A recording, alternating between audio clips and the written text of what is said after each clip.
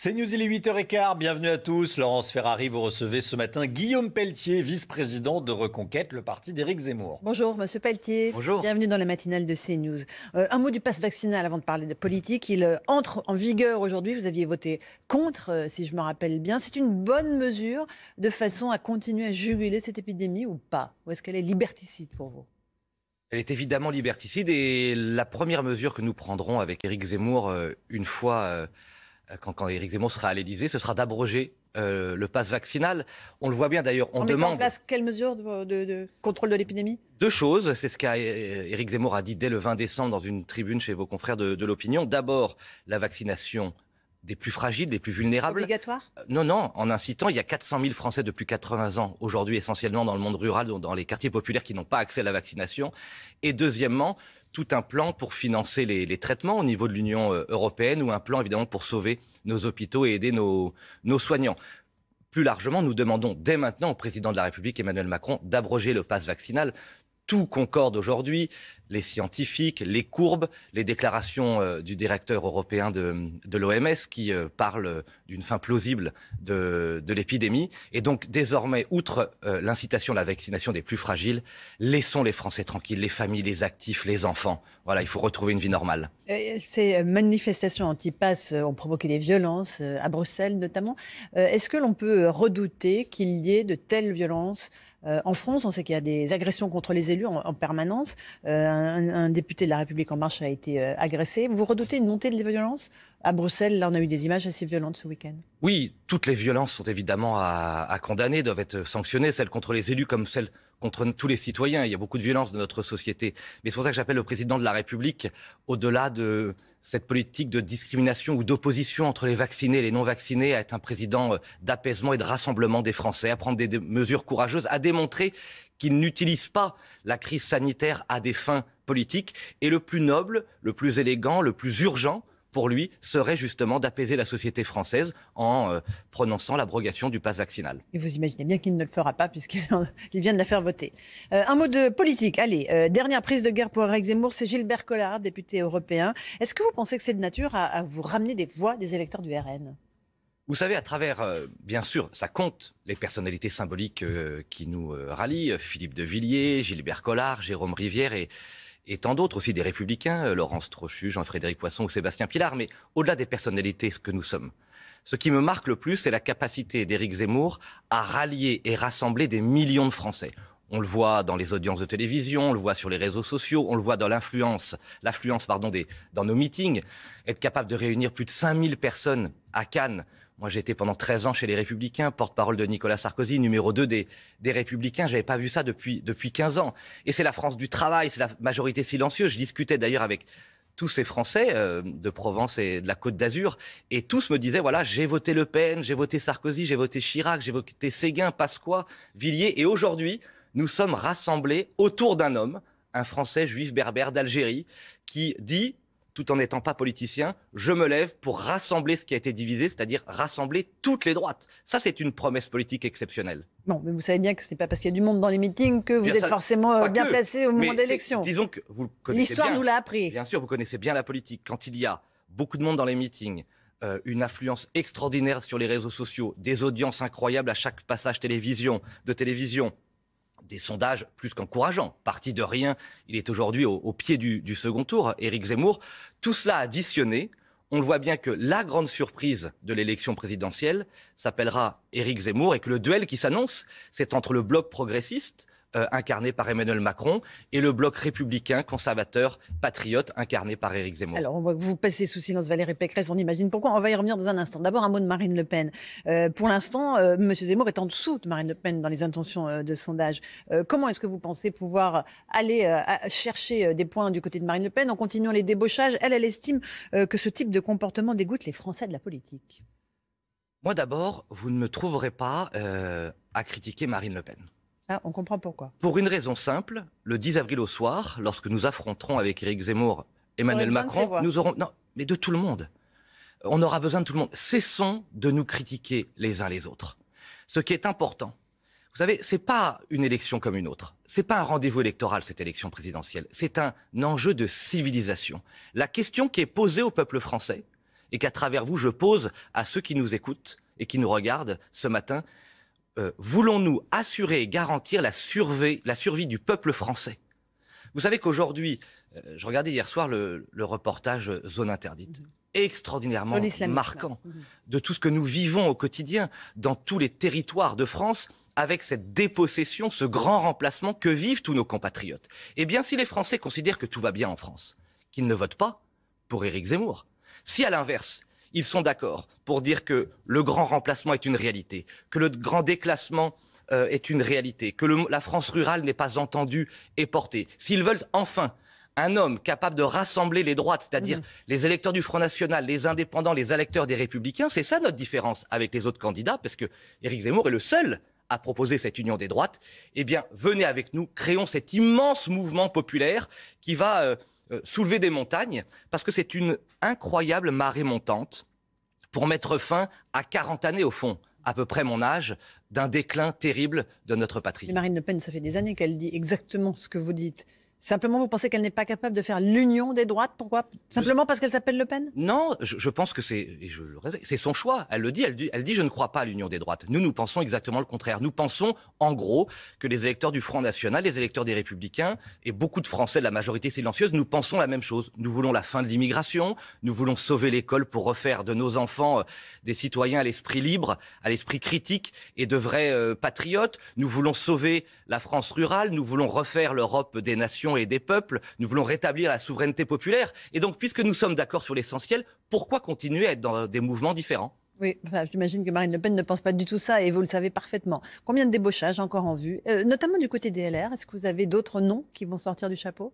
Oui, bien sûr. D'abord, la politique, heureusement, ne se résume pas à des ralliements. Nous sommes très heureux. Vous les mettez en scène de façon ça compte. assez Je viens de dire, visible. ça compte. Ça n'est pas là l'essentiel. Il y aura d'autres personnalités qui continueront à nous rejoindre. Mais vous savez, Jules Verne avait dit qu'il fallait 80 jours pour faire le tour du monde. Il nous reste à peu près 80 jours avant le premier tour de l'élection présidentielle. La politique, c'est aussi l'art de la maîtrise du temps. Est-ce que vous êtes avancé sur les parrainages? Combien est-ce que vous en avez actuellement? Est-ce que vous êtes toujours inquiet?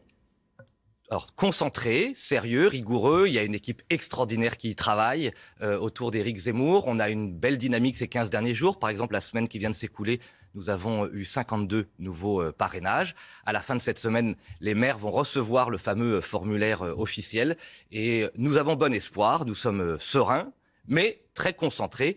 Et que chaque maire, au-delà de ses convictions, puisque j'ai été maire, donc je lance cet appel à mes collègues, j'étais maire d'une commune rurale, qui veut que le débat démocratique soit apaisé et qui veulent permettre aux Français d'avoir une alternative à Emmanuel Macron, permettre à Éric Zemmour de se présenter à l'élection présidentielle. Cessons de nous critiquer les uns les autres, c'est ce que vous m'avez dit il y a quelques instants. Ça vaut pour Valérie Pécresse, que vous prenez en permanence à partie, que vous dénommez Madame 20h02. C'est vrai que vous l'appelez comme ça, Madame 20h02? Ça veut dire quoi? Alors, oui, cessons de nous critiquer les uns les autres. C'est-à-dire que moi, je n'ai rien humainement contre Valérie Pécresse, je la connais depuis 13 ans, on a travaillé ensemble, je respecte ses choix, on ne les partage pas.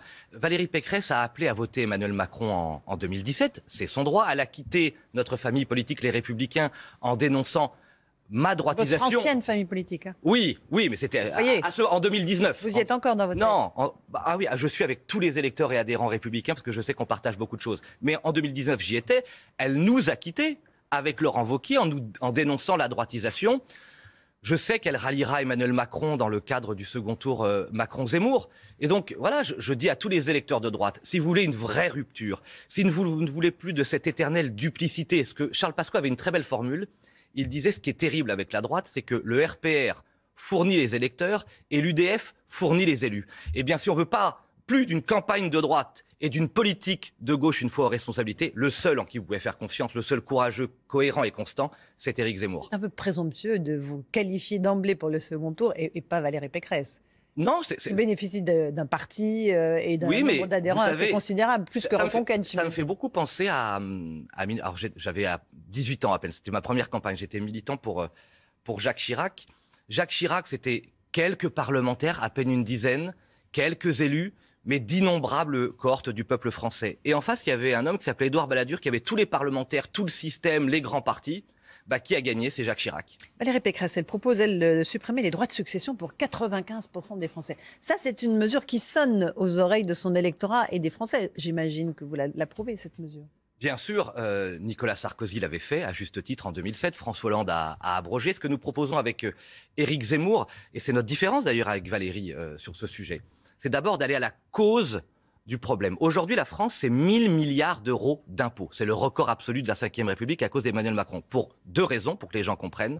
Le coût de l'immigration et le coût de l'assistanat. Eh bien, avec Éric Zemmour, on va s'attaquer à la cause, c'est-à-dire supprimer au maximum ce que coûte l'immigration et supprimer au maximum ce que coûte l'assistanat. Par exemple, on l'annonçait samedi soir en créant la première brigade nationale de lutte antifraude, comme l'avait fait d'ailleurs Éric Ciotti dans les Alpes-Maritimes, pour permettre dans tous les départements de France de lutter contre les fraudes sociales. Puisque nous allons récupérer environ 40 à 50 milliards d'euros, nous allons le redistribuer cet argent aux Français qui travaillent, aux Français modestes, en supprimant, nous, effectivement, l'impôt sur les successions à hauteur de 200 000 euros par part, et mieux encore, parce que c'est très important, les droits de mutation et de transmission des entreprises familiales. J'ai un exemple, moi, dans ma circonscription, je suis député de Loir-et-Cher, il y a une réussite fantastique que vous connaissez, le zooparc de Beauval, avec les pandas. Eh bien, Rodolphe Delors me disait, c'est une réussite familiale. Pour un jour transmettre à mes enfants, ce sera très compliqué parce que les taxes qui s'imposent sont extrêmement lourdes. Eh bien, avec Éric Zemmour, il n'y aura plus de taxes sur les transmissions familiales d'entreprises. Qu'est-ce qui nous garantit qu'Éric Zemmour mettra en œuvre tout le programme qu'il annonce? On a eu tant et tant de candidats et de candidates qui ont promis et qui n'ont pas tenu face à la réalité, souvent, de la situation politique et économique du pays. Qu'est-ce qu'il garantit, en fait? Alors, la question que vous posez, pour moi, elle est centrale. C'est le cœur de mon engagement politique que de chercher celui ou celle qui va appliquer ce pourquoi il s'est engagé. Ce que j'aime chez Éric Zemmour, d'abord, ça n'est pas un politicien.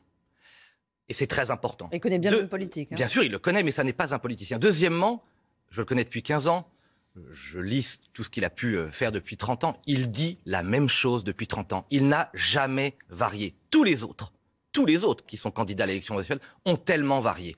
Eh bien, un homme qui n'est pas un politicien, un homme qui n'a jamais trahi, un homme qui dit la même chose pendant 30 ans, moi j'ai la conviction très profonde, et les Français avec moi, que lui sera l'homme d'État capable de mettre en conciliation ses promesses et ses actes. Doit-il arrêter de cliver, de braquer un certain nombre de Français? On a vu que sur la question du handicap, il a braqué un certain nombre de familles. Est-ce que vous lui conseillez d'être plus doux, en tout cas avec ses annonces? Ce que j'aime chez Éric Zemmour, il ne renie rien de ce en quoi il croit. Ce qui est certain, et c'était magnifique à Cannes, c'est qu'il va tout au long de cette campagne se révéler aux Français tel qu'il est, c'est-à-dire un homme sensible, incroyablement chaleureux, qui aime profondément les Français. Il y a eu des scènes absolument extraordinaires, y compris avec une femme justement handicapée dans un fauteuil, une scène magnifique samedi matin. Moi j'étais avec lui sur la question du handicap, il a brisé un tabou au fond. Il a dit... Quand l'inclusion est heureuse, il faut bien sûr l'encourager, mais il y a un certain nombre de cas qui nous reviennent régulièrement de familles désespérées, chez moi dans le Loir-et-Cher en particulier, qui sont obligées d'aller en Belgique, en camping-car, pour trouver des établissements spécialisés. Donc ce que j'apprécie beaucoup chez Éric Zemmour, c'est que loin de l'eau tiède, de la pensée unique ou de cette pensée aseptisée, il dit la vérité aux Français, il brise les tabous et il apporte des solutions. Il clive peut-être sur le constat, mais il rassemblera notre peuple parce qu'il épargnera notre peuple la guerre civile. On a beaucoup parlé de la droite. Un mot de la gauche. La gauche bruisse d'une éventuelle candidature de François Hollande qui a dit hier « Je vais bientôt m'exprimer, je ne suis pas encore candidat ». Vous y croyez ?